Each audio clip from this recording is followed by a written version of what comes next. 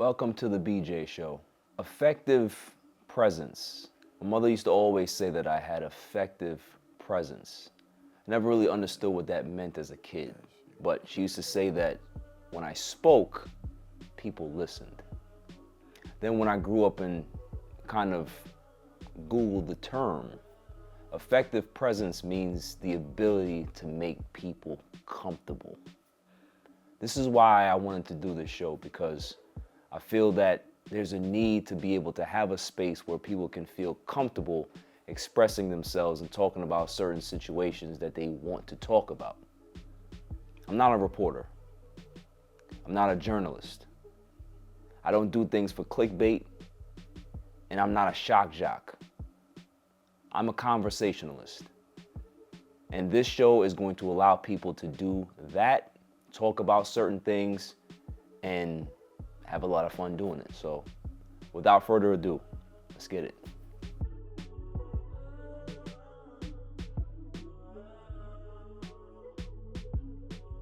We are back. We are back. We're just gonna jump into it, right? Spiritual Whistleblower is back. Welcome, welcome, welcome. How are you doing? Thank you for having me. I'm great. I'm fabulous. Hey. Yo, you know, it's almost been 2 months since we were here. Doesn't feel like it, but I'm still getting tagged. Yo, crazy. From your videos, so you know, it is what it is. So what have you been up to? Traveling. I'm in the midst of publishing a few more books. I don't want to speak on them this year. I want it to pop out, but it's going to cause controversy, just the title alone, which I like. Taking good care of myself, self-care, fitness, dancing, just enjoying life. That's good. That's good. And you know, I've been seeing you traveling, doing the dancing thing. So yeah. You taking care of yourself. Minding my business, drinking my water, staying fuck nigga free. So you know, hey, life is great. So let's talk about the interview that we did. Yes. Right. Congratulations. Thank you. Are in Thank order. you. Thank you. That was, I mean, congratulations to us, right? Like Yes. you were here. Yes. You brought the smoke. All I did, I was just the beacon, I guess. I just asked the questions, but I mean, you know, it went really, really well. It was really successful. Over, I think it was close to 18 million views. Wow. You know, in regards to total clips, interview. Wow. There's one thing that, well, before we even get into that, I remember posting the Lori Harvey clip, right? And Miss 304. yes, according to you, right? Yeah. I posted it and I left it alone, right?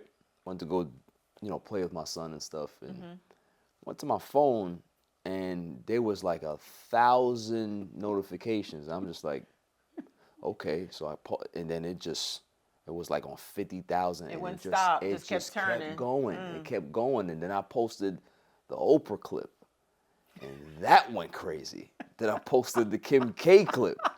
That went crazy. I'm just like, yo, you know, Nicole and a whole bunch of people, you know, I called her and she was hyped, and you know, my fiance, she was hyped. It was crazy of how it kind of like avalanched, right? And how it just blew up, it just kept going.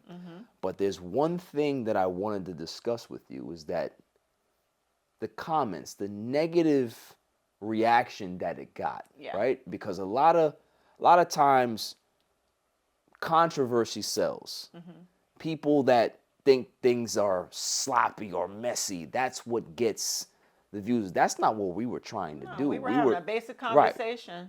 Right. Basic conversation about if I thought, or if you thought that these people were such and such, right? Right. So my question to you is, what type of people say disparaging things online? Like, is there a psychological adverse reaction as to why they do these things? Yes. So I want to credit Dr. Ramani, who is a licensed clinical psychologist. Her whole platform is narcissism, bringing awareness to the disorder. And she said it in one of her video clips that, you know, you can't call a narcissist because they will spiral and become unhinged. I'm not a narcissist. How dare you? They go off. So what we basically did, you know, when you asked me those questions about Lori Harvey, and I just gave my basic, brutally honest opinion, Right. like I don't even talk about the girl. I have never, and I'm a big TikTok star. I've never posted a single video of my opinion of her on my page. I've talked about her stepdaddy, Steve Harvey, but never, because I don't care about Lori Harvey. But I was just answering your question. So, you know, when you talk about narcissistic behavior, you're going to trigger abusers. Now, I didn't say so-and-so's name. You know, I didn't call any of your followers out. I don't know them by their first name, how they living or whatever. But I did describe what I felt Lori's behavior was. Right. So when you see them viciously attacking me. Yes. Lori Harvey, Steve Harvey, Marjorie Harvey, they don't pay y'all bills. Why are you taking it so personal? And that's the thing that I really didn't understand, because it's like people get so personal and get so mean defending people that they don't know. Right. So it's like, for me, it's like, I hope you defend people in your life the same way you defend people that you idolize or put on a pedestal, right? They defend abusers. Oh. So when you talk about narcissistic abuse, without even pointing a finger, we can just talk about the behaviors. It's going to trigger people to cyberbully and troll. Social media is an easy way to attack from a keyboard. Right. E-thug, keyboard thug, what have you. So that's all it is. When you talk about the behavior, the people that are guilty of those behaviors, even though we're not pointing fingers, they'll expose themselves when they attack. I can scroll through my timeline, Instagram, TikTok. There's mad podcasts. These red pill men that talk bad about, you know, they're misogynistic and talk bad about women. Doesn't faze me one bit. I see them talking, I just scroll. Why am I going to waste energy, time, effort, and jump in their comment section and argue for what? How is that putting money in my pocket or benefiting me? It doesn't apply to me. Scroll. Right. So when we're talking about narcissistic behavior, the ones that are guilty of doing what Lori Harvey does, or, you know, they may have friends or family members that behave like Lori, right, they're going to take offense to it, even though they know it's wrong. And they know I'm right, because Marjorie Harvey was a glorified side chick. And I don't care how well Steve and Marjorie, they have all this money and all that's a facade, because that woman's driving Steve crazy. Steve got to keep working to keep up with Marjorie's lifestyle. Just because they're well-dressed doesn't mean they're people with morals, you know. So Marjorie, to me, is a low class. She's what I like to call a pig with lipstick on. Oh. You put lipstick on a pig, it's still a damn pig at the end of the day. So I don't care how classy or bougie she might be, she's morally bankrupt. She was sleeping with Steve while he was married. And the receipts are out there. His ex-wife tells the story. So we not lying, we just talking facts. Why does it trigger your followers? Right. Because they're guilty either of that behavior, or they're in a relationship with someone like that, or they got a family member that does it and they look the other way. So that's all it is. Mm-hmm. Yeah. And another thing narcissists do, when you call out the behavior, they go to attacking. They're classist, colorist, ageist. Talk about your looks, your age, you're old, you're ugly, lashes, wigs. Or they go to attacking. Why are you offended when that individual we're discussing doesn't pay your bills? They don't even know you exist. Right. So, that's the biggest thing for me. Hit dogs hollering. That's all it is. Yeah. Mm-hmm. So it's like, you know, I seen the comments. I mean, you know, I see you kick back in the comments because you. Oh, I'm ferocious. That was light work, but I can get real bad. Yeah. But it did not but boost our views, right? And they do what they do, and they still elevate us. So it works out for us either way. Absolutely. So my skin is thick. Listen, you handle it with grace, and I think that, you know, it's a testament to you and your professionalism in regards to, you know, you've been doing this a while, in regards to being out there in social media, understanding how the space works, and knowing that these people are going to come with their vitriol and, you know, just kind of point their guns at you every time you say something that they don't like, right? It's a really weird reaction that I see, and just really and another thing too, our interview is beneficial to those that are caught in the abuse and trying to get out. It was Absolutely. very informative. The So full that's, interview, yeah, not the clips. thank you. The full interview. Those that took the time out to watch it from beginning to end. Thank you, by the way. But it was informative. It was helping those that may have been in a situation and are trying to get out. Yeah. So that's another thing abusers don't like, when you help the victim plan and strategize to get away from the abuse. Right. So that interview, I definitely feel it was helpful to those that lacked the information, which is why, you know, one of the reasons why we got attacked the way we did. Yeah. Definitely. And somebody said, you know, you were using me to get your views up. I'm glad. I really hope your following, everything goes up. I want to be a blessing. Whoever I deal with in life, I always try to go and bless people, because right. The blessings come back. So, ignorant statement. He's just using you to. Yeah, good. It worked out for both of us, didn't it? Right. I mean, listen, we had a great interview. Like, that's the thing that I hold dear. Like, the clips are the clips, right? Mm-hmm. Like, what it did is what it did. But even if the reaction wasn't as big, I still appreciate the work that we did, because that interview helped a lot of people. Yes. Like, when you look at the comments, when you read that and see how people really took to that interview and said, thank you, spiritual whistleblower. Thank you for putting this out, because this is needed for people to be able to see this and, you know that they're not alone, and know that they have a space that they can be able to, you know, find some solace in. You know what I mean? So that's what I take pride in, not the actual blow up of the clips and all that other stuff. That's, you know, going viral to me.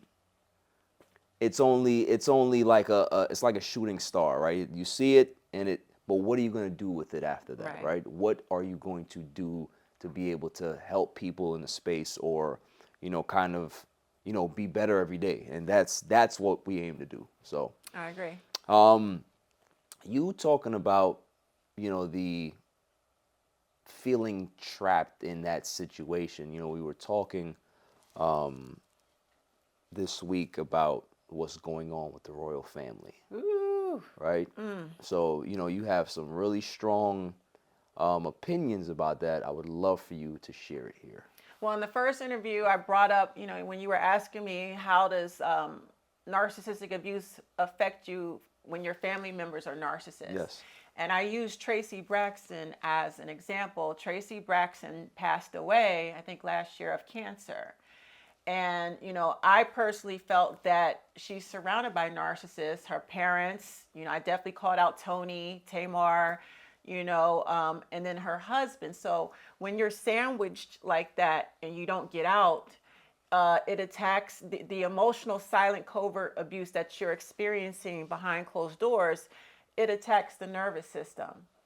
And it breaks the body down. You know, like, I can give several examples. Cancer, lupus, Black women suffer from fibroids. That's an epidemic. Breast cancer, ovarian cancer, thyroid cancer, autoimmune disease. It tears the body up. Hair loss, weight gain, weight loss, face breaking out, flares from eczema. So it destroys the body very slowly. You know, dementia, Wendy Williams. So when I was describing what happened to Tracy Braxton, it's not a game. Today, Princess Kate announced she has cancer. And the first thing that popped up in my mind, her husband is abusing her behind closed doors. He's repeating his father's behavior. King Charles now, he has cancer. And I believe that's because he's sandwiched between the Queen, she just passed away, and Camilla, who I feel is a narcissist, and a proud side chick like Marjorie Harvey. So she invaded Princess Diana's marriage the same way Marjorie Harvey invaded Steve and Mary's marriage. Glorified side chick. They don't care about the wife or how it's going to affect her feelings. So what we're seeing now, because Kate was hidden for a while, we're like, where is Kate? Where everybody, you know, was speculating. So she made an announcement that she has cancer. And that's what immediately her husband is doing a number on her. And I pray she survives, because it would be a travesty to watch history repeat. First it was Diana, now Kate might lose her life.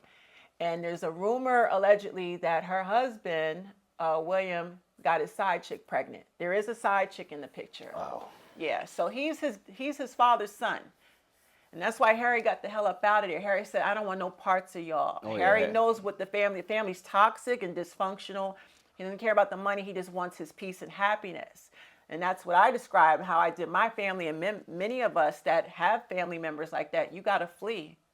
So that's what's going on with the royal family. I pray that girl survives. It would be terrible if she passes away. I'm sure that particular situation is really difficult on her, even if she felt like she needed to escape that. She can't. It's How difficult. do you? Yeah. Right? All eyes are on her right now over there. Like, look how they dragged Harry for wanting to not be associated with that particular, you know, atmosphere, right? She's got to get out, man. I pray she does. It's like history repeating itself. Yeah. That family did Diana so terrible. They did her dirty. You know, it's like they threw the side chick, even the queen, the family was like, we prefer the side chick over you. They treated her like that every day. Right. And she had to live with that. So you mentioned Wendy Williams. I watched the documentary. Yeah, man. Sad. It was really, really tough to watch. Even if you're not a fan of Wendy Williams, which I wasn't a fan of her. Like, I wasn't a fan of how she went about her business, but that's how she rose to success. Salute to her. But what I saw in that documentary was a person that was so broken down by whatever, right, that she couldn't stay by herself. Right. She could not. She needed people around her all the time. And they're taking advantage of her. Taking advantage of her, right? And, you know, the alcohol abuse that went on, right? And knowing that it was the alcohol that they said kind of led down this path in regards to her health. So just talk about, like, how somebody like Wendy Williams can be able to have all of this success and be able to look like they're in control, but completely spiral out of control in their personal life. And when you think that they're supposed to be able to have everything kind of set up in a way where those things are not supposed to happen. I wish I could sit with Wendy many years ago and just, you know, tell her what narcissistic abuse is. She's not aware of what it is. I mean, she was loyal to her husband, her marriage, and, you know, there's rumors that he put his hands on her. He was abusive on set. You know, her staff couldn't stand him. She endured years and years of abuse, and she probably was, you know, like from the old school, they want to hold their marriages together, you know, keep people out their business, and she suffered in silence. That's where she abused drugs and alcohol to cope with, you know, him. Okay. And when you stand by a man like that, you know, over a period of time, your health will break down. So I tell people, you got to get away. You got to get away. And I don't think she realized that the extent of the abuse would do this much damage to her. So the alcohol, you know, that's a part of, you know, her coping with the pain. I mean, he had a baby on her. Yeah. And the side chick knew, of course, glorified side chick, didn't care. F Wendy, I want to live off her money. The smartest thing Wendy did was how the divorce planned out. If she's not working, he doesn't get any alimony. I think that was a chess move on her part. It's rumored right now he's trying to get more of her money even while she's sick. He's trying to get access to it, which says he never loved her. He's 100% a narcissist, in my opinion, sociopath even. And these types of men marry, you know, they'll get with a woman that has, you know, that's successful, has the potential to make a lot of money, or is making a lot of money, and she's the meal ticket. And he'll groom her behind closed doors to be that mother role. He'll lose sexual attraction, romantic attraction. It's almost like they become roommates. And then the side chick will get treated like the wife. So that's a psychological manipulation, I guess you want to say. Yeah, any woman that's married a narcissist, it's the same story repeated. It's all textbook. You're gonna become the mother, and his mother was abusive in some type of way. Even if she didn't touch him, she might have been emotionally abusive, manipulative. But he has a love-hate relationship with mom. So, but mom's trained him to be loyal to her and overlook her toxicity. So he's still carrying that resentment. So his partner is going to take the brunt of that abuse, the anger and resentment he has from mom is going to come out on the spouse. So he'll marry you to lock you down, trap you, and then he'll turn you into mom, and he's going to vent, bully, punish, everything. He's going to get you behind closed doors because he's turned you into mom. That's why the side chick gets better treatment. He treats her like the wife, and he treats his actual spouse like trash. So that's what happened to Wendy, unfortunately. I don't know what's going to happen. I don't trust her family either because her family's a bit dysfunctional. I mean, her son looks pretty. No. How do you run up $100,000 tab on DoorDash? He's spoiled rotten. I think he. But is that not a reflection of Wendy as a parent? Yeah, that's her baby. When her husband's on her, so the mothers are guilty of coddling their boys and treating them like boyfriend, husband instead of son. And, right. She definitely spoiled him. But, dad knows how to play that role and get his son close to him again, use his son as a pawn to try to maneuver and get back in, Wendy's bank account. So, I wouldn't trust the son either. I think there's a good reason. Like, I was really shocked that Wendy didn't have a trust. You got to set up a trust to protect your assets. I was really shocked she didn't have that in order. And the fact that her son has no control, that says something to me. I don't think she she loves him, but I don't think she 100% trusts him. I think he's irresponsible and spoiled. But he's also pretty young, too. So that's probably why the trust maybe wasn't in his name at that point, maybe. And she said, she's going to leave everything to him, when she died. Yes. But, in terms of decisions right now, I was really shocked. I thought Wendy was a lot smarter, at least have somebody. Maybe she didn't think her health would take a bad turn for the worse. I don't think a lot of people realize that until it's too late, right? Yeah. Like, especially in our community, especially in the Black community, like, wills and certain things are not discussed. Yeah. Like, succession plan is never discussed.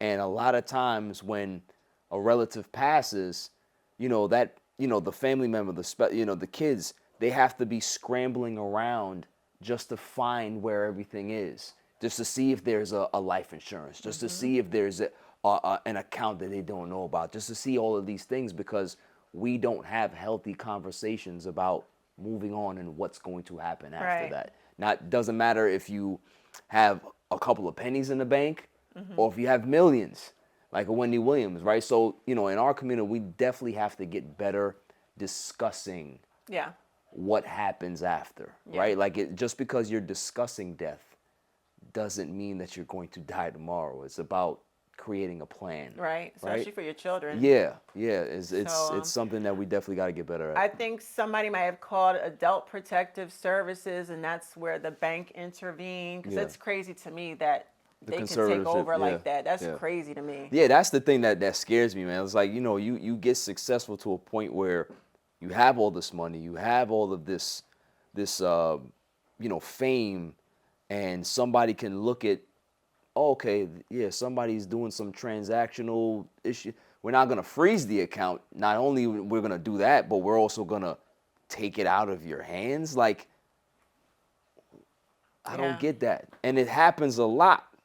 Yeah. It's not an isolated incident. But, it's crazy. Her family, this is why I believe she comes from a narcissistic family, because they wasn't like this before. Now they want to step in. They want access to her money, too.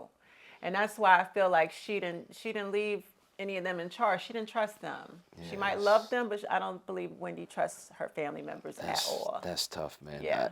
When you don't have the proper family structure, whether it be blood family or just friends or somebody that you can trust, that's a lonely existence, man. And you tend to see that a lot. People have all of this, there's these accolades and these fans, but they go home to nothing. Yeah. An empty house, nobody to call and check on them. Yeah. It's a sad life, Yeah. and that's what I took away from that. Is that as famous as she is, as one of the pillars of success in regards to the last 30 years, right? You can think about, there's no one there. Yeah. It's a bad position to be in. You know what I mean? Her husband, this is, ladies, this is what happens when you do not get out right away. When you just try to make the marriage work, that struggle love stuff, you got to leave at the first sign of abuse. And I'm thinking 20 years of it. Yeah. So it's to the point now, like it's broken down her body. So dementia is one of the signs you've been in a narcissistic relationship. Now here's a question for you, because I just heard you mention something. Struggle love, right? Yeah. Is it something that you think is a negative term and a negative situation? Because we grew up with hearing about stories of families, and it's hard, they had to struggle, but then they came out of that and they were closer for it. Is it always a bad thing in your opinion, or is it case by case? It's case by case. Struggle love is special when you have somebody with integrity, class, somebody with a plan. We all come from nothing, or we all have struggled, but if I'm gonna struggle with somebody, I need to know they have integrity, good character, morals, and a plan, and they're able to lead. That's one thing. And then y'all come up together and y'all stay true to each other. But 9 times out of 10 in our community, struggle love means you're gonna tolerate this cheating, this ass whooping. I'm gonna do what I want. Even if I have a baby outside, with another woman, you just still stay there. That's what, our community glorifies, and I'm not with that. But there are situations where people have stuck it out, but they're good to each other. Yeah. You know what I mean? It's no, so it's case by case. Okay. I was watching, I can't remember what it was, forgive me, but what I took out of it is that there was this guy, grew up in a 2-family household, obviously, a 2-parent household. His father cheated on the mom, and he witnessed a lot of things growing up. He is now a grown man and is in a situation where he has the choice of getting married, and never really looked at marriage as something that he wanted to be married. He just didn't believe it was attainable for him because based on what he saw, right? Is that something that's common, that a son or daughter can see dysfunction in their household and psychologically be completely inept in that situation or in that space as they get older? That's also the black community. Yeah, and how do you get out of that though? Well, there's 2 types of people, There's people like myself that saw that coming up and immediately got into relationships with people that behaved like my parents, but I didn't understand what it was or the pattern.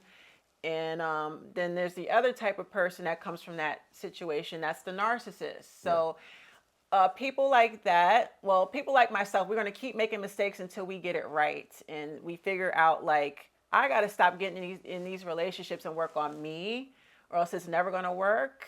So I'm going to take a time out and go to therapy and get right, because I know what I saw growing up wasn't right, and I don't want to repeat that. Right. Then there's the other type of person, the narcissist. Like, yeah, I grew up in dysfunction. I was abused. It was toxic. I don't give a damn. I'm not going to work on myself. I'm just going to keep jumping from person to person. And just, if I fuck up one relationship, I'll do a clean slate with a new person. But I'm never going to work on myself. I'm never going to self-reflect. I'm never going to connect the dots and associate what my parents did to me, and try to get help for it. I'm just going to wipe the slate clean, find a new victim, and start the cycle. They go through life like that. So it's two types of people. Those of us that grew up in that dysfunction, had a couple bad relationships and want to stop the pattern and really work on ourselves. And that might mean being single for a long time, fine. But there's the other person that's oblivious, like, F it. Don't work out with this one. I'll just start something new over here with this one. But it's never my problem. I'm never going to look in the mirror or go to therapy for it. Now, in a situation like that, is it beneficial for you to get closure from the parent that caused the abuse to be able to move on, or can you just be able to do that independently? The closure is no contact, because when you have a narcissistic parent, both of my parents are narcissists, and you sit there and try to have a conversation about the pain and suffering, they're not going to be accountable. It's like, well, I did the best I could. I don't want to hear it. They're going to shut you down. You're not going to get anywhere. As an adult, they don't respect you as an adult, because in their eyes, you're beneath them. You're still a child, even though you're grown. So they can't process your ability to think for yourself. You've been groomed to be a child in their eyes always, right, so that they can always control you, your money, even your children. You know, they try to control the grandchildren and stuff. So it's no. For me, the closure was going no contact, because you can't have those types of conversations with someone that is dysfunctional and they're going to die that way. Yeah. Actually, they get worse with age. So the closure is no contact, and then you go work on yourself. We have to basically, for those of us that grew up with parents like that, you have to basically deprogram everything they taught you, unlearn the toxic things they taught you, and you absolutely pick up the traits, because the toxic shit they did, they definitely teach all their kids. So for me, for instance, before I learned about all this, and I was in college, I want to say 15 years ago, whatever, I had my issues. I was toxic. I was repeating behaviors that I knew was wrong, gossiping, doing this and that. Absolutely. Things I picked up from my mother and father. Right. You know, things that I normalized until when I went to college and I got around other people that held up a mirror. Wait a minute, Chanel, you got some shit with you. And I started figuring out, wait a minute, something ain't right here. And then I started looking at family and then looking at myself, and I did the work, but I had to cut family off. I had to cut parents off. Then I kept having those conversations and getting nowhere. So I had to make a decision. I hit a wall. You got to do this alone. You're not going to get that closure from mom and dad. They're in denial. They're delusional. They're not going to hold themselves accountable. They're damn sure not going to go to therapy. When you have narcissistic parents, they do not believe in therapy. That's why a lot of us are fucked up right now as adults. I'm being screened for autism. I believe I have autism. I believe most of the Black community are autistic or have ADHD, undiagnosed, and bipolar. It's very important that we as Black American adults, men and women, go get screened for autism. Autistic people are dope. You know, it doesn't mean something's wrong with you. It just means the way you see the world or the way your brain is wired is just different. Yeah. You're not dumb or slow or anything like that. But when you have narcissistic parents, they're not going to, and the children have behavioral issues, you know, in elementary school, they're going to be like, ain't nothing wrong with my kid. Right. I don't want nobody labeling my kid. I don't want my child in special ed. It's about them and their image instead of getting the help the child needs. But then when your child grows up and has all these fucked up relationships and emotional problems, they're going to end up in therapy anyway from the shit you should have done in their youth. Or not even in therapy, end up in jail. That's a whole nother, oh man. Yeah. Prison, man. So you got to go no contact. You can't have those conversations when your parents are like that. And that's most of the Black community. Our elders, we're cleaning up their mess right now. They'll never go to therapy. They'll never say, you know, well, no. So we got to cut them off, and we end up doing the work, but we're making the future better for the next generation, because we're going to teach the next generation, go to therapy. Go to therapy. It's healthy to go to therapy. Yeah. Like, you know, feel comfortable in opening up in regards to sharing your feelings and not keeping that inside and having that get you sick, And right? speak up when someone Speak, molests exactly, you in right. the family. Speak up, you know, Yeah. we're teaching these newcomers, you know, the next generation, it's time to, you know, speak up. You know, we Right. were silenced. Our parents did this and did that. And no, it's time for change. Definitely, definitely. Now, you talked about briefly, some relationships that you had, right? Now, if you can remember back some of the earliest relationships that you've had, like, were those any toxic type of relationships, or Most of how them. did you navigate through that to be able to be where you are now? Like, One specific, I was married before, and Okay. it was highly abusive. He abused me and my child at the time, and a lot of things that Black women were taught was that, you know, you're nothing if you can't find a man. You're nothing if you can't get married. So, you know, I definitely overlooked a lot of red flags trying to get married, trying to, you know, seek that validation from family. You know, I don't want to be seen like I can't get a man or keep a man. I can't get married, get the ring. Black women have been conditioned to, you know, feel like nothing if they cannot achieve a man, a relationship, a marriage.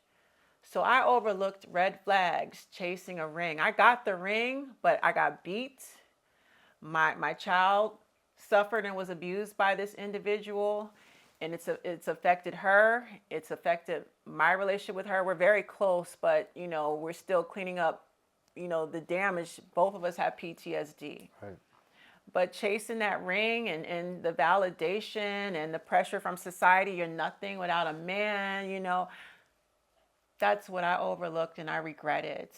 You know, it's not about getting a man or getting the marriage. It's about loving yourself enough. If you're going to get in a relationship, you want somebody healthy.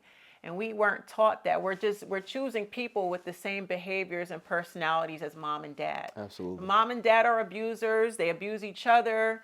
They abuse their children. You're going to repeat history as an adult because you've been around them for the first 20 years of your life. You're going to normalize their behavior, whether you're in a single parent or two parent. I know people in two parent households that are real fucked up.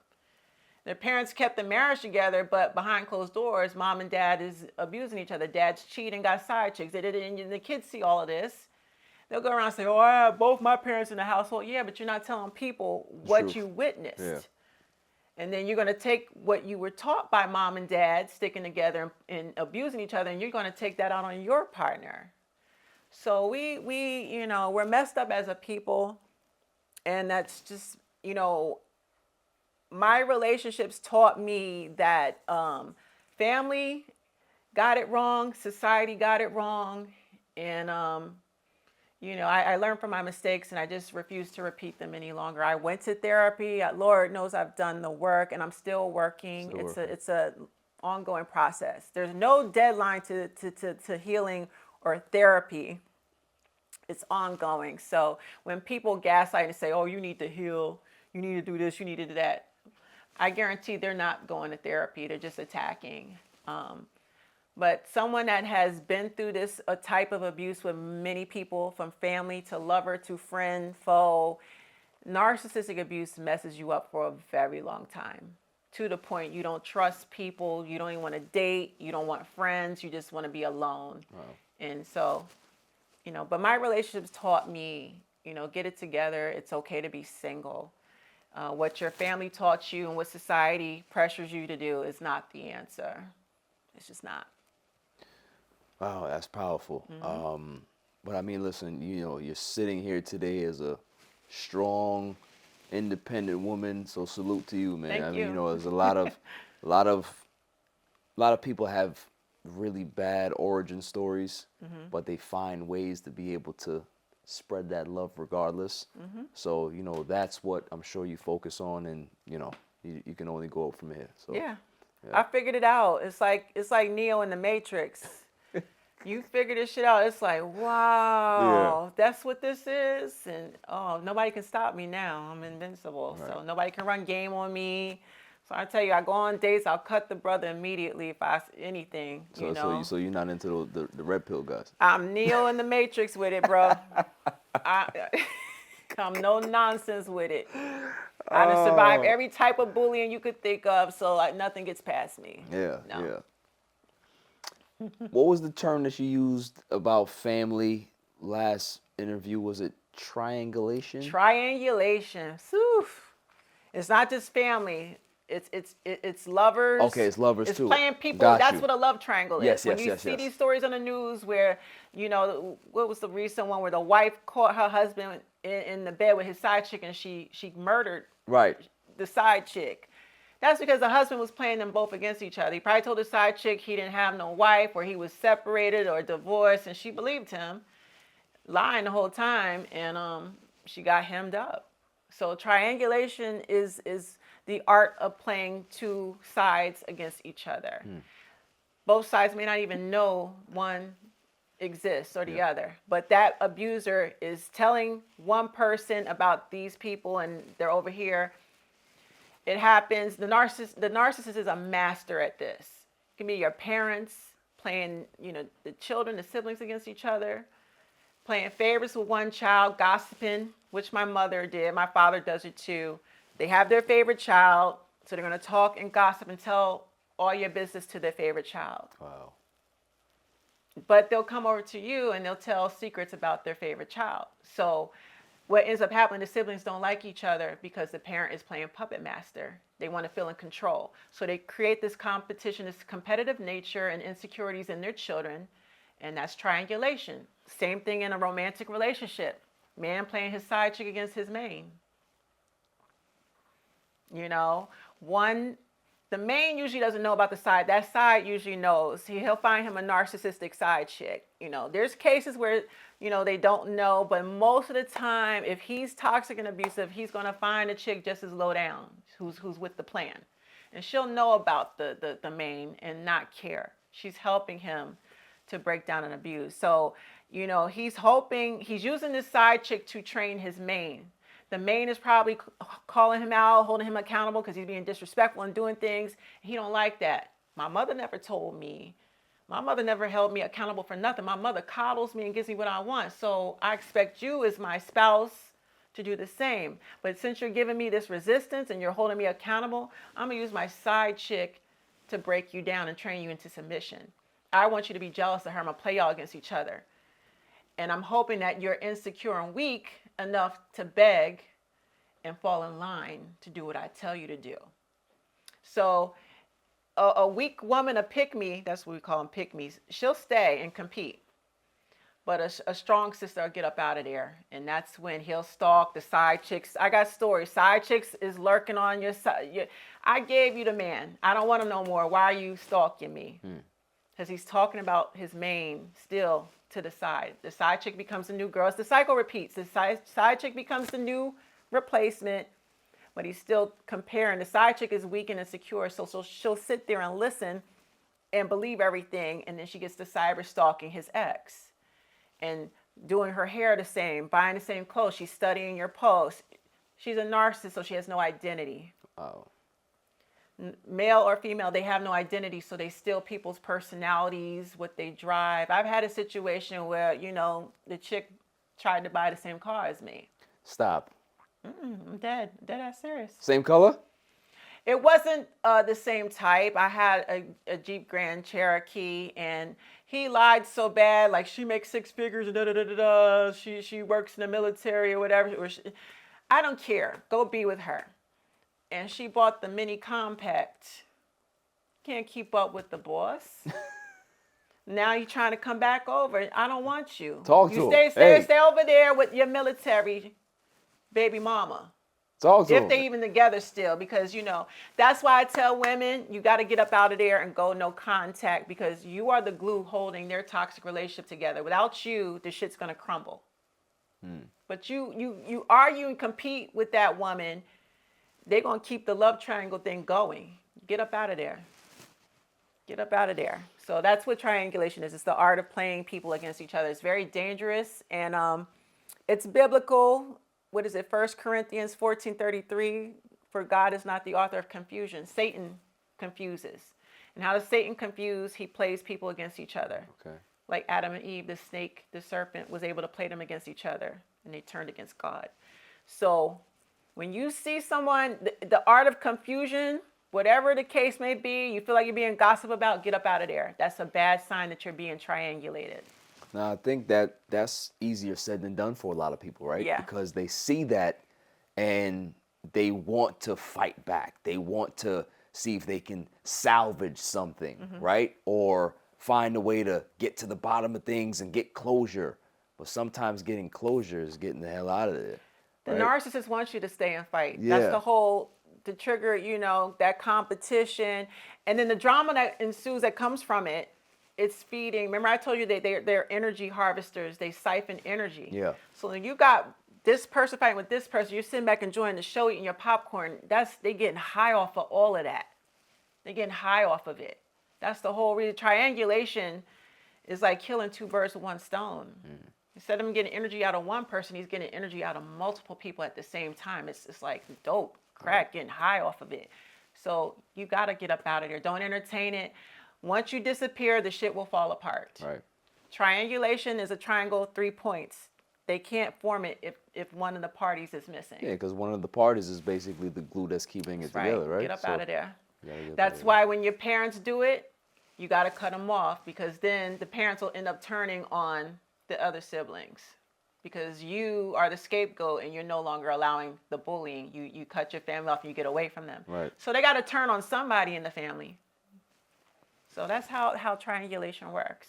That's amazing, man. How, you know, like you said, narcissistic people, they can't get help. They don't want it. They don't want it. Unless there's something involved, a reward, some money. There's got to be a benefit in it. Yeah. And even if they go after the benefit, they're going to act right temporarily, and they're going to go right back to that baseline toxic behavior. They're only good temporarily. They never, it's never. But if there's an award or benefit in it, they're going to act right for a little bit till they get that benefit. Right. Sex, money, whatever the benefit or reward is. And then once they get it, they go back to their toxic, trifling selves.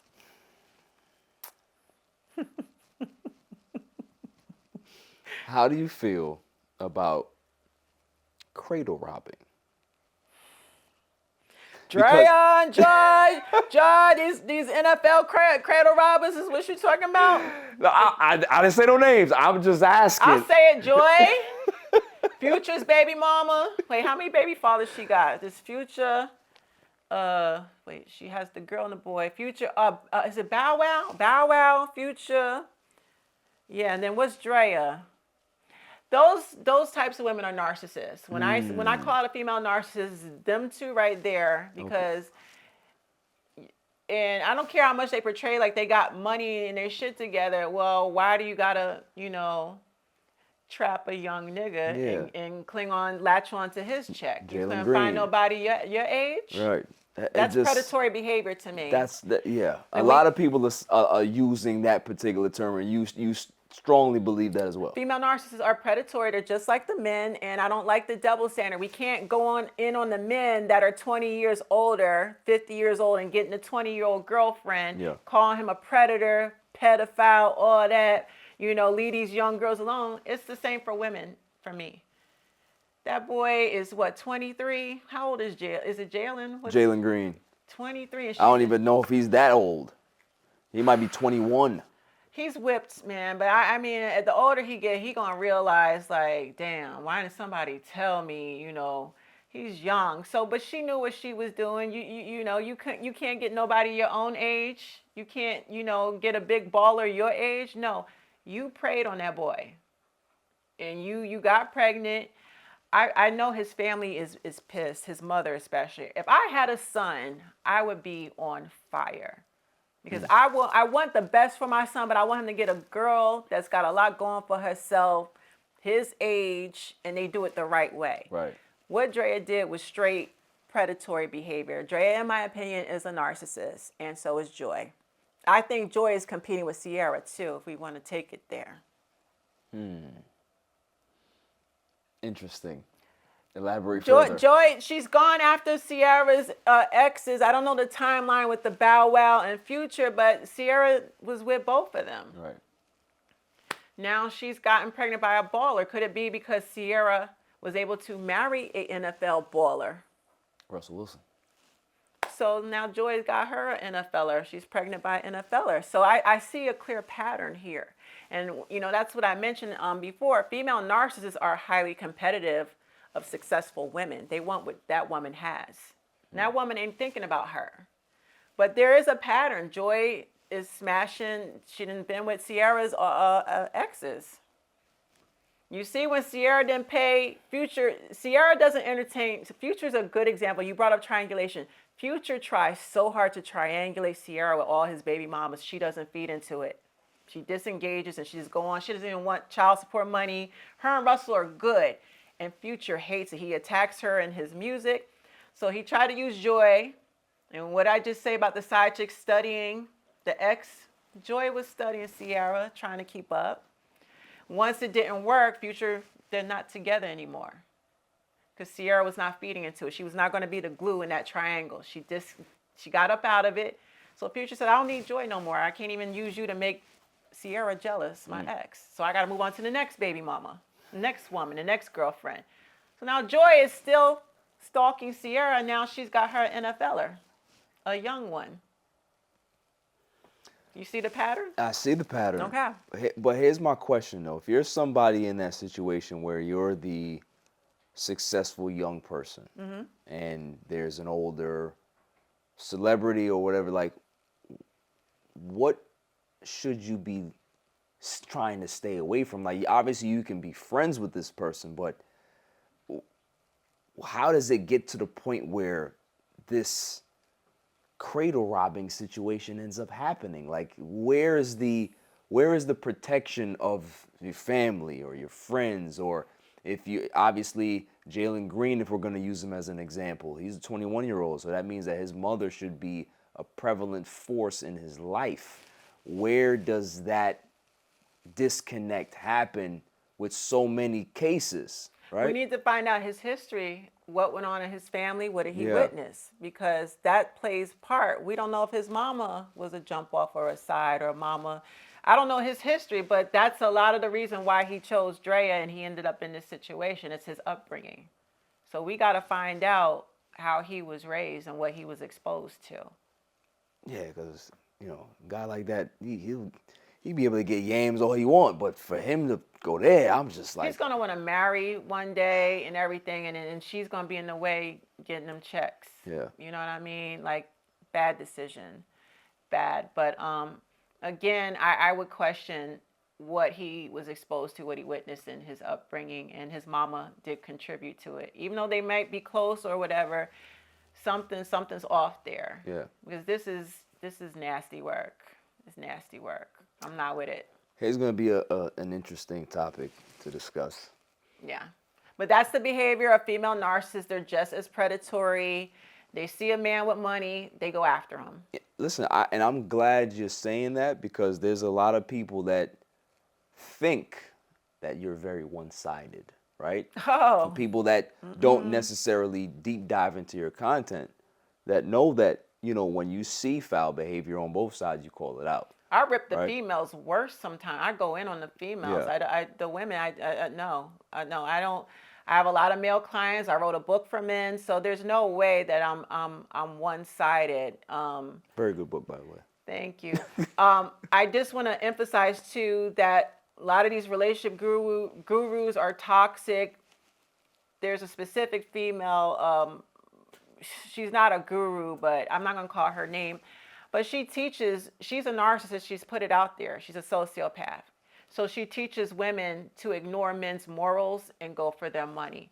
And she was a side chick that married an abusive man. And she says, oh, I'm happy. I'm getting his money. You're not happy. You won't. She told people she doesn't sleep with him. So how happy is your marriage if you don't even trust him because you know he's a whore? Oh, you're controlling his money. Well, how can you control his money? I'm sure he's got a side chick. You was once a side chick. So that side chick position is now open. And he had to give you money at the time and gifts to keep you around, so you don't think he's doing it with a new side piece now that you're married. So it's the delusional teaching.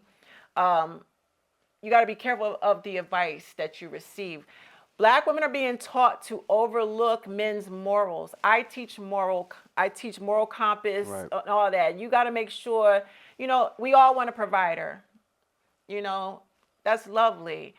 But what is he like on the inside? Does he have integrity? Is he more? And just because you do a background search, there's a lot of men that have never been to jail, but they've put their hands on a woman. Right. You can't, she tells her followers, do a background check. That's not enough. You really have to check for a pattern of bad character, and that takes a long time. You got to see how he was raised, his spirituality. There's a lot of men in the church that are treacherous abusers. Ministers, pastors, and you know what? They got their wives. They lied to their wives. I'm a man of God. Segue into that. TD Jakes. TD Jakes is a whole lot of them. I don't like Keon Henderson. I don't fucking like that. Mike Todd is nasty work. I don't like R.C. Blake's. Most pastors, I don't care what the denomination of the black church, are narcissists. Wow. Period, point blank. So that's, wow, okay. A lot of them are on a DL, which is narc behavior, because, again, when I told you narcissists, the more people they have, they can feed off of energy. Yes. So they're they're perverts. So they doing both sexes, because the more people they have in their whore harem, the more energy they siphon and attention and all that. So these pastors, they get the congregation that are weak sheep, and they enable the behavior, the toxic behavior of the pastor. He's delusional. He doesn't see. Pastor Jamal Bryant, goddamn, he was giving a sermon about narcissists, and I said, he's talking about himself. There's people that are narcissists. He gave a whole sermon on narcissists. I said, well, he got mad side chicks in the church. Biggest hypocrite. Takes one to know one. Biggest narcissist in Atlanta, Georgia. How do you have a sermon trying to educate people on something that you're guilty of those behaviors? One of the biggest narcissists in Atlanta. So when I see these pastors, I don't, that's why a lot of youth are leaving the black church. The black church, I feel, is falling apart because of these false prophets. And with their secret lifestyles, their double lifestyles, and secret abuse that goes on behind closed doors with their wives and children, dirty laundry coming out. So I don't like them. I don't like a lot of them.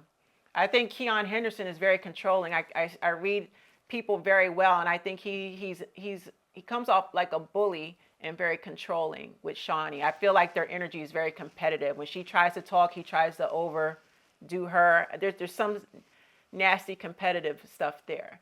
So you think they're both narcissists? I think they both are. Gotcha. I've heard rumors that she was dealing with him while he was still with his ex-wife. He's got some dirt on him, and he doesn't want it to come out. But I've heard some stories, typical narc stories, same thing, textbook behavior. So outside of your, you said that your parents were both narcissistic people. Now, have you seen any other people in your anecdotal experience in regards to being a couple that are narcissists outside of your parents? Several, yes. Okay. Several. And what was the outcome in regards to those particular, relationships? Did they stay together? Two narcissists. It's the Will and Jada thing. Steve Harvey, Marjorie, they're both narcissists. They are very well at putting on a happy front, but the shit is popping off behind closed doors. Okay. And they don't want the public to know that. Cheating on each other, disrespecting each other, stealing from each other, money and all that. The drama, you're sleeping in separate beds even, like my grandparents did. The drama's definitely popping off behind closed doors, but narcissists are about their reputation, the false persona, the facade. They have to protect that facade by all means. So they're going to put on this front to the public. Anyone that's had narcissistic parents know they're prideful. They'll go to church on Sundays with their children like they have the perfect family, but Monday through Saturday they're beating, abusing their children, starving their children, doing all type of shit. But when they out in the public, that reputation and facade is together. So those are the long-term marriages, the toxic ones. And the married women be miserable as hell, but they not gonna divorce that nigga. And they'll be hating on single women. The single girls out here getting to the bag and traveling, enjoying life without a man. The married woman sitting there hating on her. You can't keep a man. No. The man you got, I wouldn't want him. Your husband's trash. You trying to talk down to the single woman for being successful and single, but in minding her business. You need to get a life. But you don't have a life because your husband cheats and he's got you stressed out all the time. So those long-term marriages usually are with two toxic codependents. Now, based on your knowledge, obviously, your education in regards to this particular thing, do you see what relationships out there that are in the public space that haven't really been talked about really, that you feel is like a dual narcissistic partnership? Well, I just mentioned them, Steve and Marjorie. Yeah. Okay. Outside of those, though, you see any other ones that you think? I don't even want to get on Diddy. Give me some names of celebrities. Wait, I got you. Justin Bieber and his wife Hailey Bieber. Okay. You about to have a lot of people upset right here. I've done videos on them because he's miserable with that girl. That girl is 100% a narc. What? The girl he married, because she stalks his ex so much. I'm talking about Selena Gomez. Yes. She stalks Selena, copies her. Remember I told you, like, the female narcissist will stalk the exes, literally go through the pictures, the posts. She's buying the same car as you. She's changing her hair up to look like yours. She's buying the same clothes. She got a tattoo like Selena. Obsessed with Selena. That's because she knows Justin's still in love with Selena. And Selena was the girl that got away. So in a weird, crazy way, even though she's the wife, she's on assignment because Selena is the glue to the triangle. Right. And without Selena's attention, she usually pays them dust. She ignores everything. Selena takes the high road, but a lot of people say she might be a covert narcissist. I don't know enough about Selena, but from what I've seen, she doesn't pay them no mind. And Hailey just stalks and she provokes. She's done things to provoke Selena, and that's textbook narc behavior. So that's a couple, absolutely. And I think Justin is miserable. I've seen where he was on red carpet with his wife, and he looks disgusted standing next to her. So I think she's the rebound girl. She was there because Selena's like, I've had enough. I'm not, I love you, I miss you, but this ain't working. So she's the rebound girl. And she's 100% a narc, in my opinion. Wow. Obsessed with Selena. You're going to have a lot of Bieber fans upset. Hey, it's what it is. I can handle it. Now, listen, you said something. You said something I'm going to have to give you some pushback on. All right, give me some pushback. I'm going to give you some pushback on here. You're going to talk about Diddy. Let's talk about Diddy. You're going to talk about him. Let's have it. I've been talking about him. What is your take on what's going on right now? And obviously you've been covering it for a while. Is it shocking to you? Is it not shocking to you? Is it right on brand? Thoughts? I'm not shocked by it. I think others are, but I'm not shocked. Oh, there was another couple that popped in my head, but we could talk about them later. Perfect example. Oh, Simon and Portia. We'll get on them later. Perfect example. Oh, baby. But Diddy is an example. I think he's like a psychopath. He's nasty, perverted. I've heard on drugs. Like, this is what happens. Cassie basically opened the Pandora's box. And there's several victims out there. And he probably, when I describe the psychopath's behavior, it's like they're omnipotent. They think they're godlike. They think they're God and they're untouchable. And I believe he got so bad to the point where he gotten away with so much, even with the Shine situation and avoiding the law and having, that's the guy, the Muhammad guy, head of security, which is tied to Michael Jackson, which is crazy to me. Like, when you get that much power and money and you got people in high places covering for you and doing that, you delude yourself into believing you can do and say whatever you want and get away with it with no consequences or repercussions. And Cassie got the courage, thanks to her husband, I believe, And that, I mean, you settled a case within 24 hours, 30 million. Yeah, he did it. Yeah, he did it. He did all that stuff. And now we got the next case. A couple of them came forward. Aaron Hall's involves, well, the recent one is the producer, the Rod guy, correct? He named names. He dropped like the Meek Millies and the Ushers. I'm like, yo. Nasty work. Diddy did all that shit. He did it all. If true, I believe he's connected to Pac. And come on now. He's What? connected. He is. I can't take that. Nah, man, don't do that. Yeah. Don't do that. He owns Big's music, right? Ah, come on, man. Yeah. Ah. What's done in the dark comes to the light. It just took, like, we saw R. Kelly. R. Kelly's another example. He's no better than Diddy. He's a nasty pervert. And with all the money and fame, he thought he was untouchable. And it might have been like 20 years later, but he got caught up. And they keep abusing and doing those nasty things, preying on young girls and stuff, and thought he wasn't going to get touched. And I'm sure Diddy feels the same way. Ain't nobody touching me. I'm hearing rumors that Jay-Z's up next, too. So that's going to be interesting. I think Jay's a little bit smarter than Diddy. Jay is brilliant. So he's tricky. You know what I mean? He's very intelligent. So we got to see. I don't want to hear nothing about Jay, man. I hope nothing comes out about him. Well, I think from what I see somebody who's in control and, Oh, he's definitely in control, but we see in the facade. But I have a little correlation. I mean, the rumor's been out there that his child Blue was named after his side piece. Blue Cantrell allegedly was one of his sides, and he really was into her before Beyonce. So I saw an interview she did with Wendy Williams, and she was laughing, and like you could tell with her body language, she was confirming it, even though she didn't say it. But there's this thing to ladies. This is some free game.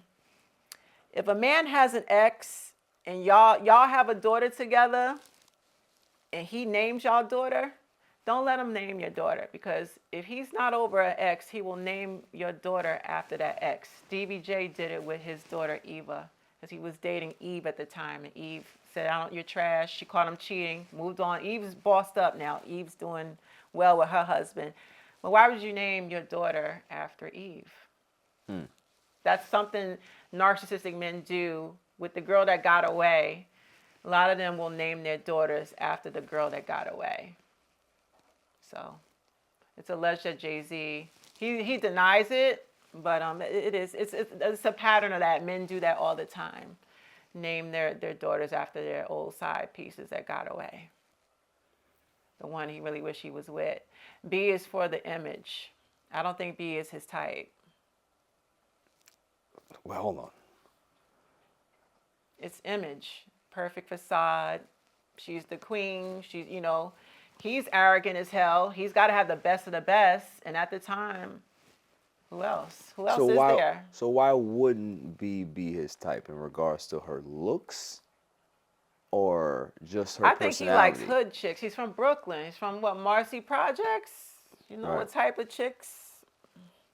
She's not his type. I think she's good for his image and his brand. I don't think she's his type.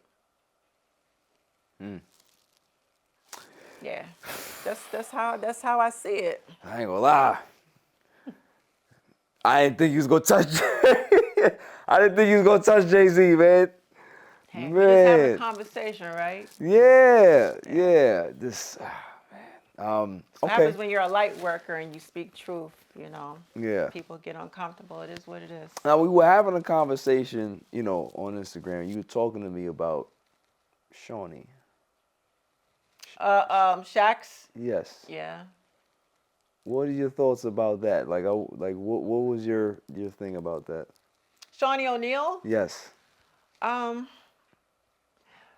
didn't used to think, but now I'm looking at all these women on the reality shows, from Basketball Wives to the Housewives. They're all narcissistic. If they don't have borderline personality, they're narcissists, because narcissists make the best ratings. They're full of drama, fighting, and triangulation on the show. Love and Hip Hop, my God.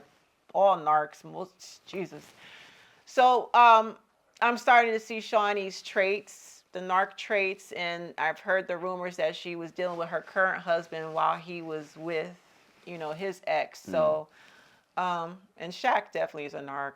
Shaq totally is. He jumps from woman to woman.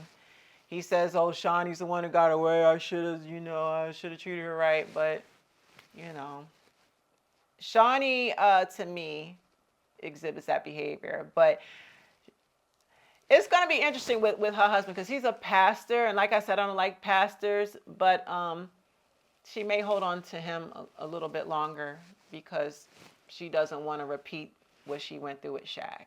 Okay.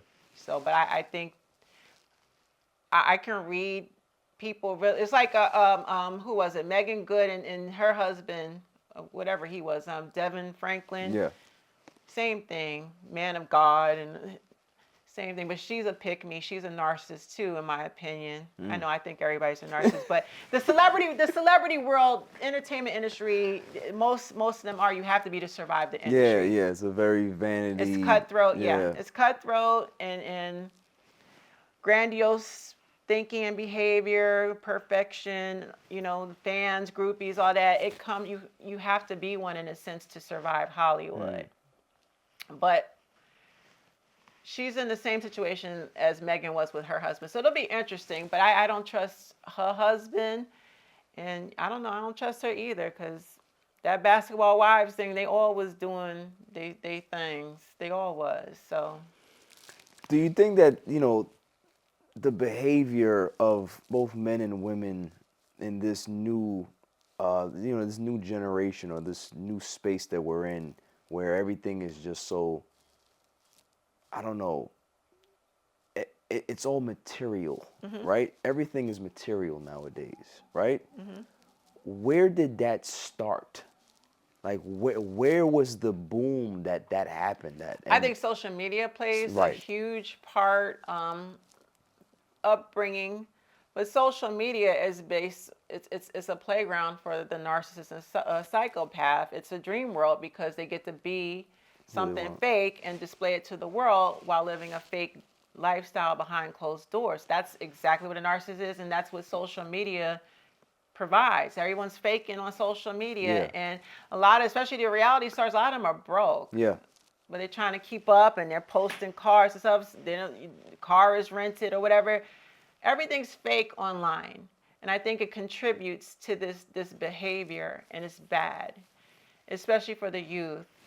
You know, so between your family's upbringing and what you were taught in social media and glamorizing material possessions, and lazy, people are lazy. They don't want to work for stuff anymore. Entitled. Narcissists are entitled. You know, they feel they're owed something. They don't want to work for stuff. So, or they'll use people to get what they need and dispose of people once they get it. But it's never hard, like Diddy, using so many people to get rich. Stealing producer credits or, you know, royalties from this one or publishing from that one. He got rich off of people's backs and disposed them when he was done with them. So we live in that era where the narcissist is entitled, lazy, selfish, and living in this fake fantasy world. And thanks to social media, it gives the narcissist a platform. Dating apps, the same thing. I tell people stay off the apps because where can a person go and lie about their entire life just to get some ass? You got your wife laying right here on the side of you, and you're on your phone on the dating apps. It's dangerous. It's dangerous. So that's how I feel about that. Here's a question that I haven't heard anybody discuss this, but I'm sure you probably have because, you know, you're very engulfed in the space, obviously, in regards to, you know, non-clinical psychology. What are the earliest examples of a narcissist in regards to, can an adolescent show narcissistic traits? 100%, yes. yes. And Teenagers. how early does that start? I coach so many women that are scared to death of their children. Wow. This is what happens. You could be a great parent and co-parent with a narcissist, and they don't co-parent, they counter-parent. And the goal, because there's no emotional connection to the child, but the narcissist will groom the child as they get older and train the child to be toxic, to turn the child against the good parent. Right. So teenagers are as early as 10, 11, earlier than that, really, 7. I've heard stories of, women said, my child is starting, or if there's visitation, right? You send your child off for the weekend to go be with narcissistic dad, or it can be reversed, dad, mom, whatever. The child is good when they leave, but when they come back, they have all these behavioral problems.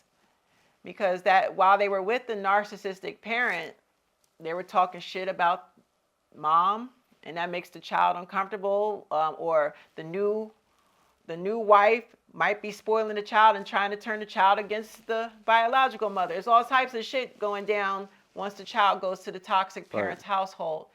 And it makes it difficult for the other parent, which the narcissist wants. The narcissist wants to make shit hard for you because he can't control you. So he'll use your child, train your child up to be toxic and turn your child against you, which I think Kanye's doing with North, but that's another conversation, to break Kim down. What? North's a problem.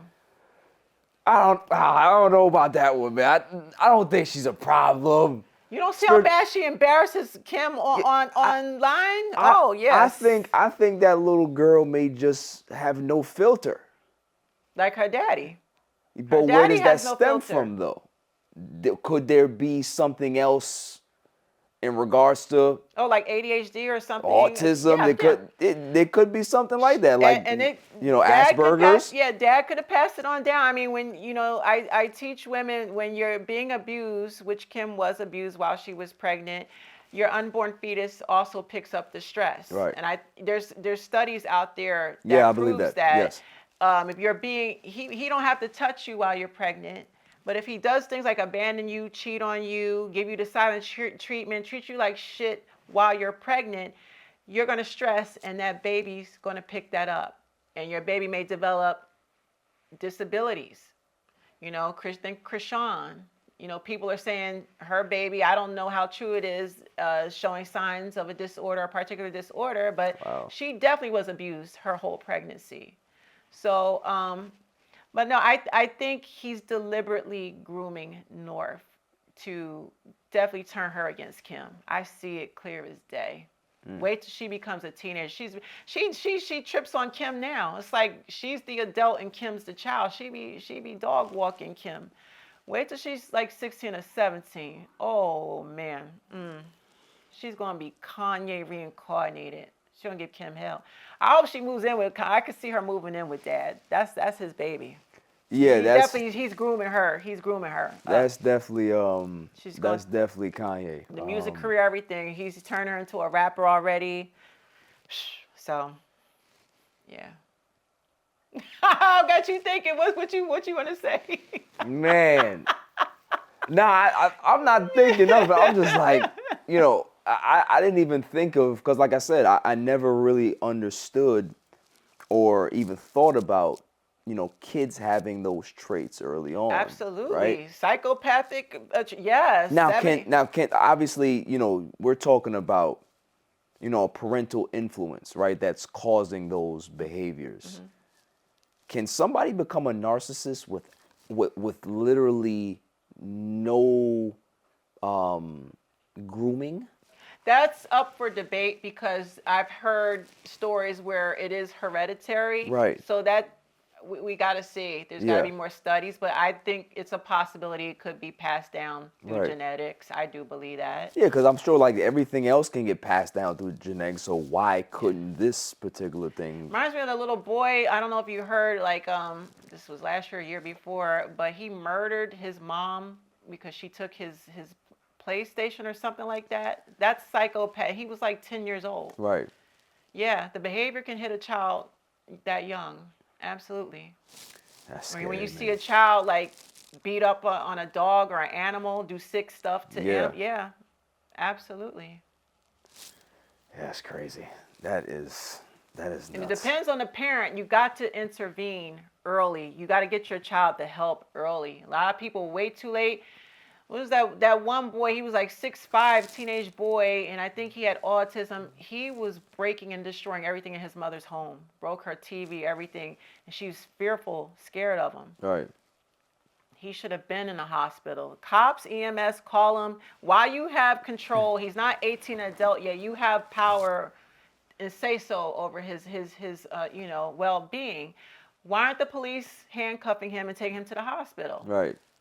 Y'all wait till it's too late. But it depends on, you know, what type of mother she is, too. I'm not talking bad about her, but you got to be the type of parent that's proactive, you know. You know, my child, she's an adult now, but I saw the signs early. I got her in early. She still has her issues and stuff, but we've normalized therapy. I've had to go to therapy with her and stuff. Like, you got to act early, because by the time they're teenagers, they'll turn on you and stab you up. Right. You know what I mean? It gets real, so. Here's a question for you. What would it take for the spiritual whistleblower to get back into a relationship? Because you've been single for a while. I don't want to be in one.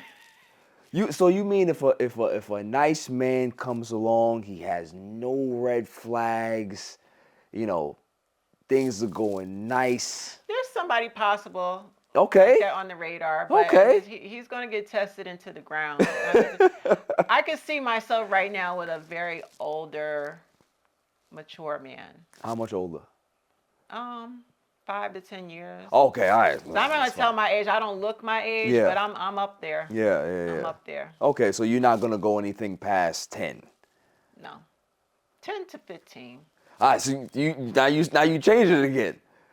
Based on I don't want to tell my age. No, you don't have to. You don't have to. Don't do that. You know, if I was younger in my 30s, I definitely wouldn't say 10 to 15. Okay. But because I'm older, it doesn't really matter at this point. Right. I just want somebody very mature and that's lived life, wants peace like I do, wants to travel. Somebody really mature like that. Raise their kids, and I ain't worried about them cheating because they didn't had all the ass they can get. They're not impressed by it. Someone that's really lived life and is very mature. So yeah, I'm open to that, but I ain't rushing.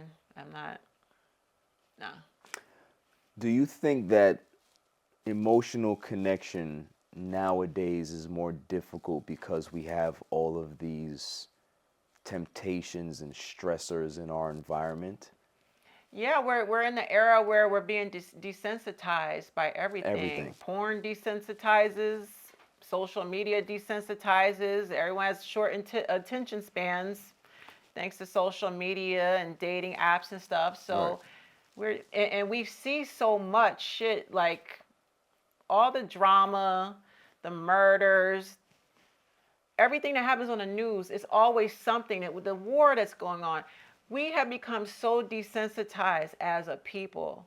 So it's the world we live in, and it's what we're exposed to, and social media again. And you know, they're trying to ban TikTok, but you know, that's the world we live in. We've grown accustomed because we have access to so much, and we've seen it all. It's like we've seen so much already. You know, it's not even not normal not to see it anymore because it's in our faces every day. What's the cure? Self-discipline. Those of us that said, you know what, let me break out this. There's a lot of us out here that are desensitizing. There's a lot of us that take social media breaks and get into therapy and get back into ourselves. It's a lot of us out here that have the discipline to walk away, to get back right. But then there's the others that don't. So it's a divide. Yeah, I think I agree with that. I think, you know, if you're from an era before this, I think personally it's easier to Gen do Xers, so, right? Gen X, Team Gen Exactly. X. So, you know, if you're born in this particular era, for somebody to be able to shut off their social media, it's like you're shutting off a part of them. And you know, we have to find ways to be able to turn the phone off and actually have a conversation. Yeah. Like what we're doing right now, obviously, you know, there's cameras here, but we could be doing this because we came from that era. Right. This is not foreign to us, right? This is foreign to a lot of Gen Zs. Right. And millennials. Millennials. And they have to find ways to be able to, you know, kind of take a step back or learn how to do that. And where they're going to find that, I have no idea. Yeah, my daughter's glued to her phone. It's Yeah. like crack. Yeah. You know what I mean? But for me, the only reason, if it wasn't for my followers needing the vital information, I've been shut my social media down. I don't need it. Right. I don't need it. It's there because I'm genuinely helping people, but I could do without it. I really couldn't just go disappear and travel for the rest of my life. You know, I see. I mean, you out there traveling. You doing your thing. Hey, man. Happiness is what you make it. You know, I don't like living in a fake world on social media. You know, I get out and I do it. That's right. Yeah.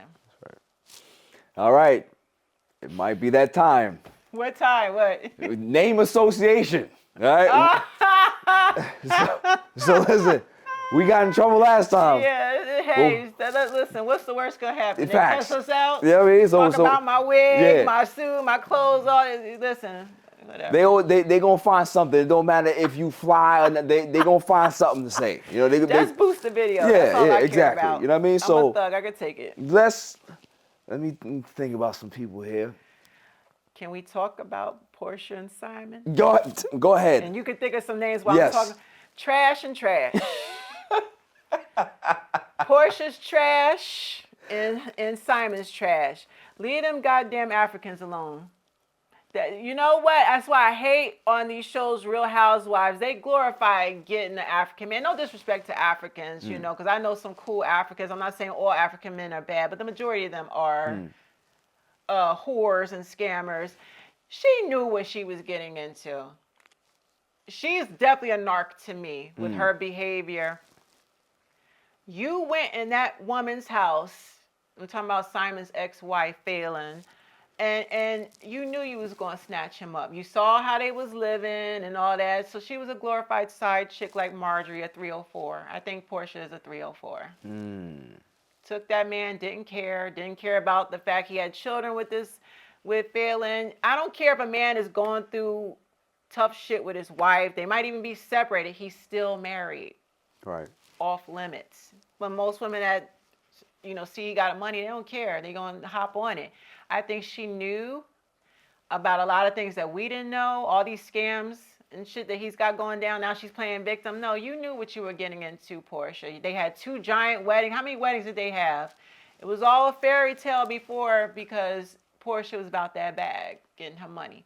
Now that he's exposed as being a scammer, I mean, he's in a lot of mess right now. I think he's facing deportation. Oh, Rand, they ain't been married a year. A couple months, 15 months. Now they're acting like they hate each other. So she's trying to protect her assets. She's got to go back to Real Housewives. She needs that check, so she's going back to Real Housewives. So that's an example of 2 narcissists together. I think had he not had this legal trouble, she definitely would have stayed with him through the cheating. Right. He's definitely a hoe. He's a cheater. She wouldn't care. She would have just wanted control of his money. But had this legal shit not come out, she'd still be with him. Right. Absolutely. Absolutely. Give me some names now. Nicki Minaj. That's a good one. Nicki is a full-blown narc. I would even say sociopath, psychopath, Machiavellian. Desperate pick-me. Because you married someone that's on a sex offender registry. You're Nicki Minaj. You should have a billionaire like Eve. You should have a boss. And you ran to the trash. I guarantee you he's making her life a living hell behind closed doors. But because of her pride and her image and her brand, she can't let us know that. She's got to keep it together. Right. Which is why she's high on her lives, spiraling. I don't know if it's coke. I don't know what the drug is, but she nods off and slurs her words. She's doing something. But So a good example, when you first opened up this interview, when we were talking about narcissistic behavior, how you don't have to point fingers, you can just talk about the behavior and it triggers them. Yes. Megan never called out Nicki's name in the song. All Megan said was that the Megan's Law, that line about Megan's Law. And Megan's Law is about, you know, the incident that happened to the little girl, and they made the law about the sex offenders having to register. That line is what triggered Nicki Minaj to go on that rant for 3 days and then turn her cult-like following against Megan to the point they were threatening to deface her mother's gravesite. Spiral. She didn't call Nicki's name or anything. She just said one line, the Megan's Law. Right. So when you describe the behavior, they become unhinged and spiral.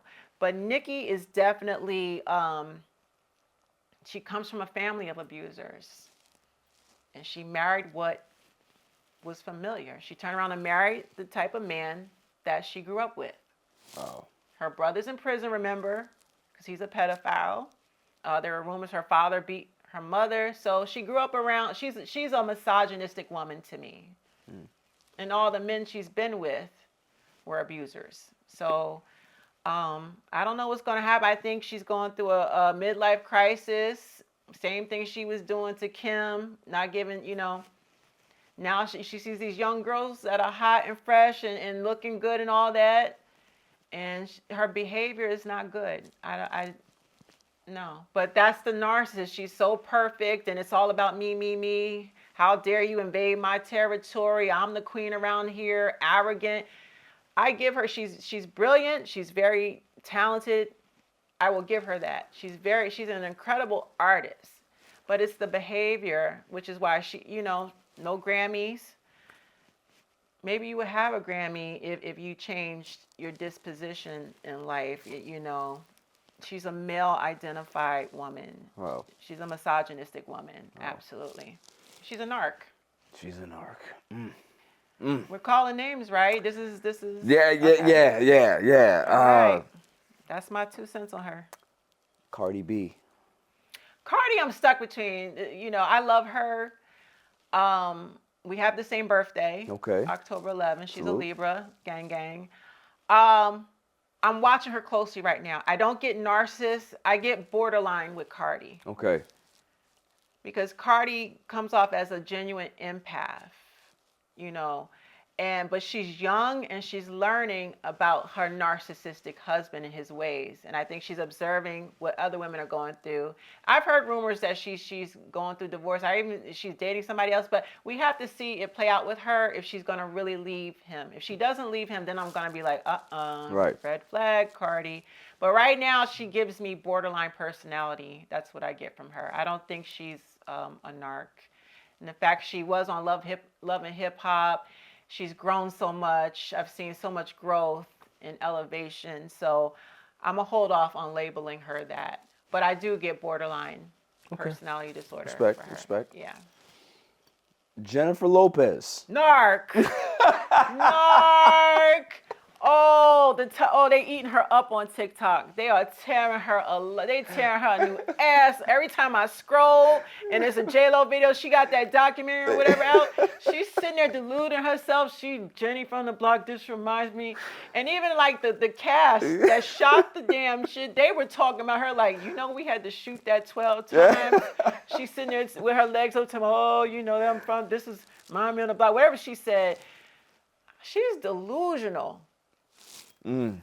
But the fact that she took Ben back, oh, that's narc behavior. Oh, narky. She's narc. Next celebrity. Hands down.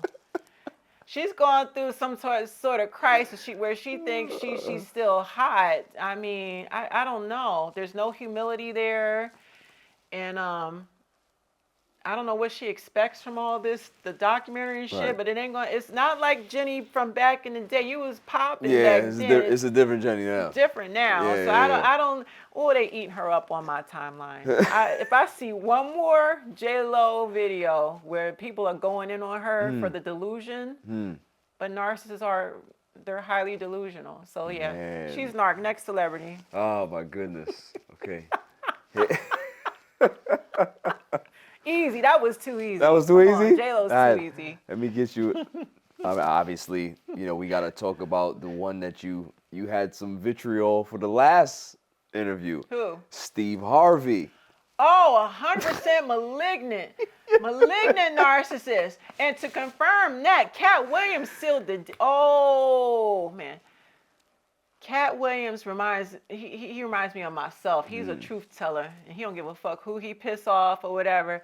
He told, and you see Steve been quiet ever since that Cat Williams. Yeah. He said he stole Bernie Mac's material, or he was hating on Bernie. Bernie would get opportunities to act and all that, and Steve wanted them opportunities. Steve was, and that's what narcs do. They have no personality, so they steal, they mirror, they copy, and they take. And they're very envious of other people's blessings.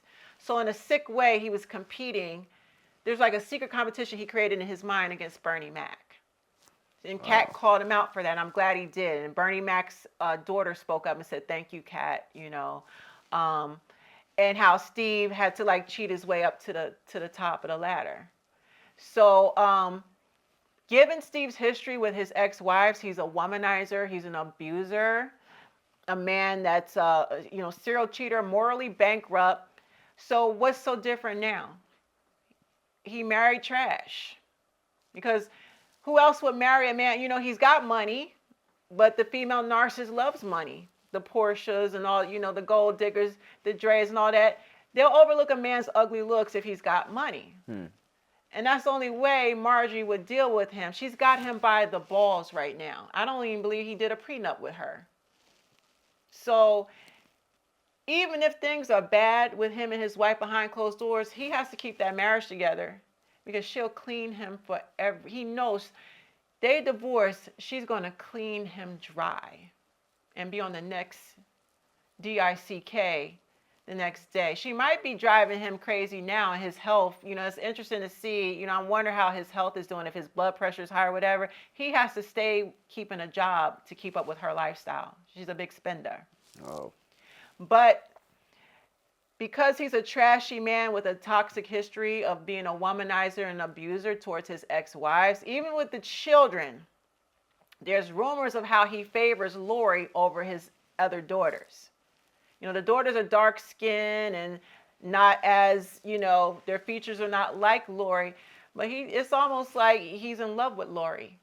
He treats her better. That's triangulation.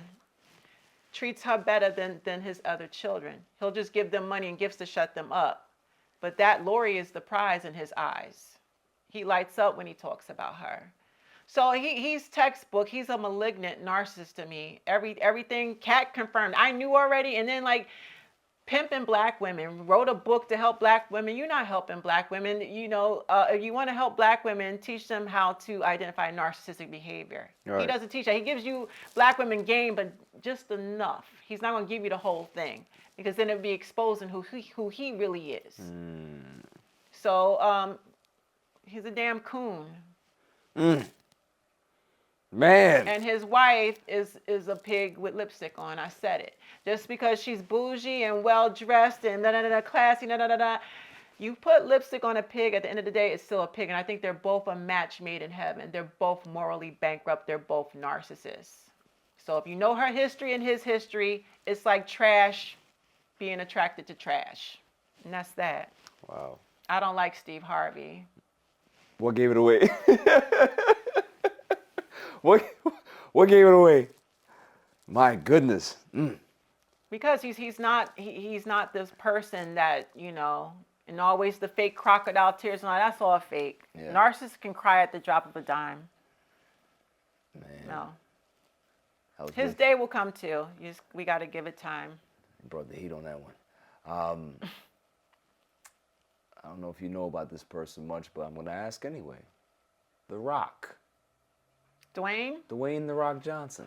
Questionable, because I heard about what he and Oprah did over in Hawaii. Yes. So I don't know enough about him. Yes. But like I said, most entertainers and stars, they have to be narcissistic and sociopathic to keep up with that cutthroat industry. You can't have no feelings, nothing if you're going to survive and get ahead and get to the bag. Right. So if I saw him partnering up with Oprah when the fires happened in Hawaii, and that's when my antennas, I never used to think anything of him, but when that happened, I'm like,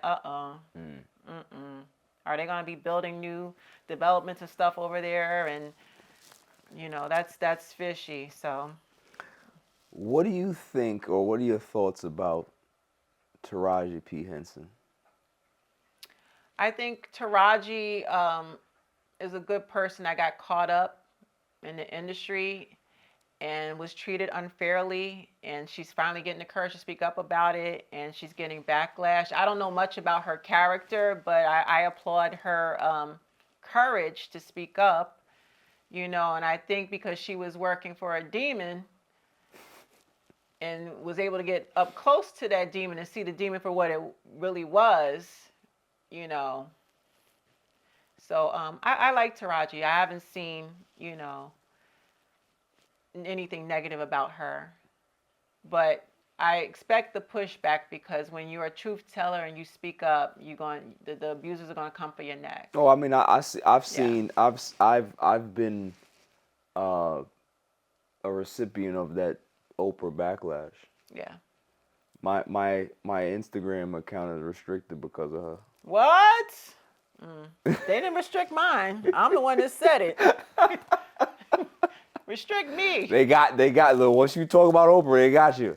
But it's weird though. Abusers, they watch me. They're like kind of fascinated that I know so much. Yeah.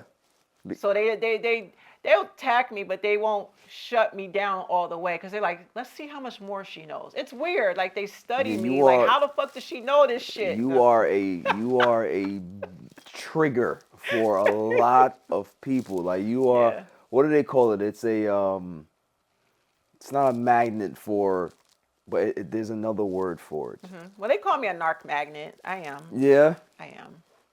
They don't bother me. You wear it like a badge of honor? Yeah. I get threats and bullying. I don't pay none of that no mind. I don't pay it no mind. It's that they're fascinated with me. It's like a love-hate thing. Like, how does she know this shit? Damn, she's telling all our shit. Let's cancel her. We can't cancel her. No, we can't cancel her. Let's see how much more she knows. Right. It's a weird fascination with me. So it is what it is. The one thing that I don't understand about, and we're going to the psychological part about people again, is that I've noticed this as being a content creator, right? Mm-hmm. Is that you'll say something, whether it's your opinion or it's based in fact or whatever it is, public record, and you talk about it and you share that and people will digest it and the first thing that they will ask before they go ahead and spew their vitriol at you is, who are you? Right? So that to me says to me that a lot of society, they will accept things out of your mouth, no matter if it's BS or not, based on who you are. Right. That is fascinating to me. Or right? Call it that cherry they don't picking, that they don't digest the information, no matter if it's good information. They don't care because to them you're nobody. Right. But from someone that is this big figure, like if we're gonna use Oprah again, you'll digest it and you'll swallow it. Well, abusers support abusers. They're gonna overlook all the wrongdoing, the crimes, because they're all cut from the same cloth. But someone, and this is narcissists just in general, whether you're married to one or what have you, you could tell a narcissist, I know you're cheating on me. I got the video footage. Here's all the evidence. And it's just that ain't me. They'll overlook the evidence in your hands. Right. So that's all that is. They will overlook the truth teller with the receipts and evidence. And here's the guilty person. They still going to side and cover and, go with that person because abusers enable and support other abusers. That's how they tell on themselves in a sense too. Right. So when they come forward in the comment sections and doing all that, they're telling on themselves and they're not even aware, but they're promoting you at the same time. Right. So it's a win for you regardless. Yeah, I mean, listen, I'll take it. I don't particularly care about people in the comments. I don't make content for that, and I have extremely thick skin. Yeah. You have to. you have to have thick skin as a person of color anyway, right? In my opinion. They're But- hypocrites too, you Yeah. notice, because it's like, I notice you talk about sports on your platform. Yes. And I know with sports, with any show, because I watch a few of the other podcasts, everybody's not going to like all the athletes. I don't like this athlete. I don't like how he did that play last week. And Yeah. it's just an opinion. Yes. So it's like you have an opinion-based sports podcast. So you can give your opinion. Doesn't mean you're a bad person. Right. Or why would your opinion make somebody spiral and go crazy to the point they're attacking? Yes. So, another part of it is the misogyny. I'm a woman too, and Yes. it's easier for a man to go at a woman because we're looked at as the weaker one. So, that's the behaviors, man. Yeah, it's interesting, man. We unpacked a lot in this part too. Is it over? Don't say it's over. It's over. Yeah. Damn. We listen. We gotta save it for. I think we part three. covered some good stuff though. We I did. tried to remember. A lot has happened since I was last on here in the news. So Yeah. I think we got most of it. We covered a lot of good stuff, man. Yeah. So I'm looking forward to the books when they come out. Obviously we may do this again before that happens, but other than that, just vacations. Yeah, more and I'm in self-care. school right now. I'm in grad school, Okay. working towards. That's another thing too. They don't like that I use doctor in my name, even though it's social. Yeah. It's official when you add the last three letters of PhD. That's Right. when you graduate. But there's Yes. nothing wrong using doctor. A lot of people do it, but they won't go at Dr. J, No. the basketball player. No. Because doctors in front of his name, or Missy Elliott and Diddy, who have honorary doctors that didn't work towards their degree. Right. They were handed. Right. It's like A I said, doctorate. it's all about reputation, Yeah. right? Like they're not gonna challenge somebody who's had success in their eyes, Right. right? And that's the part of our society, I believe, that we have to change. Narcissists are hypocrites, so Yeah. they don't change. We just got to get away from them Yeah. and work on the youth. But it is we unpacked a lot in this one. I'm happy. You satisfied? Yeah, and I hope you continue to blow up. And I think you do a wonderful job. Your interview skills are amazing. You need to be doing something. You need to work for one of the stations. Like I can see you Really? doing major. Yeah, you're a really great interviewer. Listen, you put in the word for me. Maybe something will happen. We'll see. You know what I mean? Hey. So listen, that is all for this episode. I thank Spiritual Whistleblower for coming through again. I think this was Anytime. great. You actually sparked a new show for me. What? You're on the first episode of the BJ show. What's BJ? That's actually my initials. Oh, okay. Well, Yeah. I'm happy that I played a part in that, and I hope it blows up. Thank you. For the haters that said he's using me. Yeah. This Listen. is gonna be a series where I talk to people just like you in regards to people who Whistleblowers. whistleblowers, people that have strong personalities in all walks of life. It doesn't have to be in psychology. It has, it can be in any type of Yeah. profession. So, Good. I just want to talk to, interesting people, give them a platform to be able to say what they want to say, and don't, this is a safe space. I want to talk to people and make them aware that I am not trying to belittle you or embarrass you or bring you on here to make you uncomfortable. It's Right. about having a conversation. Even if I disagree with things that you say, it doesn't necessarily mean that we have to have a Right. confrontation or a contentious It's just a good interview. space to hold a Yeah. conversation without any judgment. I really Absolutely. appreciate that Yeah. about you, because I don't do male podcasts at all. No, it's dangerous for me. Yeah. But you're very intelligent, and you're open-minded and receptive. Even if you don't agree with me, you give somebody that space to be themselves and talk freely. So Oh, yeah. great Listen, interview skills. I hope major things happen for you. Thank For the you. haters that think we're using each other, whatever, Yeah. garbage. I want him to blow up. Because that's how you form business relationships, and in the future he gets something major, because we're still cool. That's right.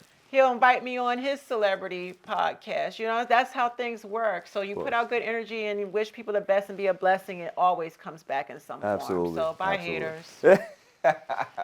Listen, until next time, stay safe, stay cool. Bye, guys. Peace.